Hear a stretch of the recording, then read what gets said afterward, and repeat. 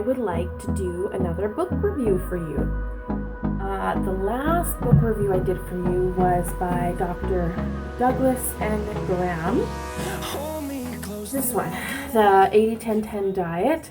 I did get up to chapter 5, didn't finish chapter 5, and I do intend on finishing this at some point in my life, but right now it's not at the top of my list because I got discouraged, and if you want to know why, it'll be in the link below of that other video, or you can go to my channel and find it. But yeah, it's not going to be anytime soon that I finish this. I found a better book, and I will be referencing that other book during this review, if that's okay. It's just something to kind of compare it to, right? So last summer I tried this 80-10-10 Raw Till 4. It lasted about 2 months. I lost a pound or two here and there. I felt good, but I was always hungry, and it just didn't stick. For where I live in Alberta.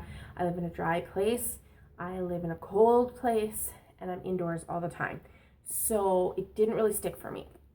That being said, I still agree with some things in that diet. So everybody's on the starch train. Here it is. The Starch Solution by John A. McDougall, MD, and Mary McDougall. So eat the foods you love, regain your health, and lose the weight for good. This book, I'm on chapter 2. So this is a chapter 1 and 2 review. And I gotta say, it reads kind of similar to this, but it's much easier to read. It's an easier read. It's a friendlier read. Yeah, it's just, I don't know, it relates to me more. And I gotta say, so far, so good. Like, this book, I have no qualms with yet. Knock on wood. I love how he writes. I don't know if he had help. I mean, I'm sure he had help writing it, but just the tone of the whole book is just, like, it feels as if he's talking to you and with a personable manner. You know, the first chapter was kind of the same as this. You know, he's trying to convince you, he's throwing numbers out there, stats out there, and proof for what he's putting out there. And that I appreciate. It's good, but it's not too much. Whereas in this book, I felt like it droned on and on and on. I'm like, okay, I'm obviously here because I already believe. You don't need to keep going on and on about it, you know. So this book, it just, in chapter 1 is basically where most of that happens, a little bit in chapter 2. So yeah, so far so good. I really like the idea that you can eat starch. One of my favorite parts in here, I'll show you, is the Eat More Starch Challenge, page 24. The Eat More Starch Challenge. I challenge you to try this along with me and see if it's something that will work. In the 70s, researchers from the Food Science and Human Nutrition Department at Michigan State University asked 16 moderately overweight college-age men to add 12 slices of white bread or high-fiber bread to their diet daily. On average, subjects eating the extra white bread lost 14 pounds, and those adding the high-fiber bread lost 19 pounds during the next 8 weeks. So that's 2 months. Appetite-appeasing breads worked by replacing the easy-to-wear fats found in the meats, dairy products, and vegetable oils, causing them to spontaneously, without any additional constant thought or effort, lose the weight. I can't talk today, I'm sorry.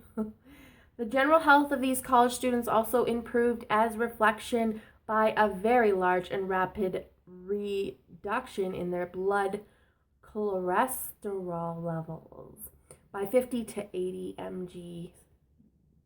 This is my challenge to you if you are one of the few people who is not yet fully convinced about the power of starch. Solution?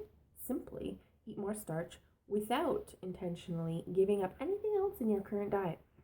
The commitment means adding daily any one or a mixture of the following to your regular diet. So he's basically telling me that I can eat foods that I love to eat because I'm a starchy. I always have been. Love my potatoes, love my pasta, love my bread. To go ahead and do it. Now, I know what you're thinking. Cheese whiz toast? Mac and cheese? No. No dairy. No dairy, no fats, no oils. This is just the simple stuff. So 4 cups of steamed rice, 4 cups of boiled corn, 4 mashed potatoes, 4 baked sweet potatoes, 3 cups of cooked beans, peas, or lentils, 4 cups of boiled spaghetti noodles, or 12 slices of whole grain bread. Simply add these extra 600 to 900 calories divided throughout the day of your choice of grain, legumes, or starchy vegetables to what you already eat in order to see remarkable benefits, just as the college-aged men did.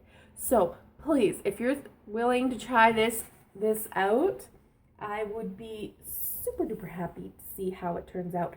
So leave a comment below if you are going to try this or would like to try this, or give it a thumbs up if you've read this book or heard about it and tried it, loved it, liked it, hated it. Let me know down below. Haven't tried it yet. I have sort of tried it, meaning that I eat a lot of starch. As you can tell, I haven't lost the weight yet. But I also read a testimonial of a woman in here, and she lost over 100 pounds, and it only took her about a year.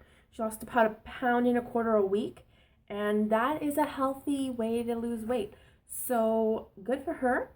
And I don't know if her name is in here.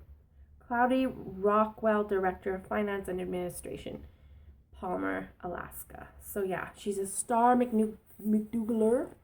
And she did it. And a lot of the things and problems that people like her go through, I go through.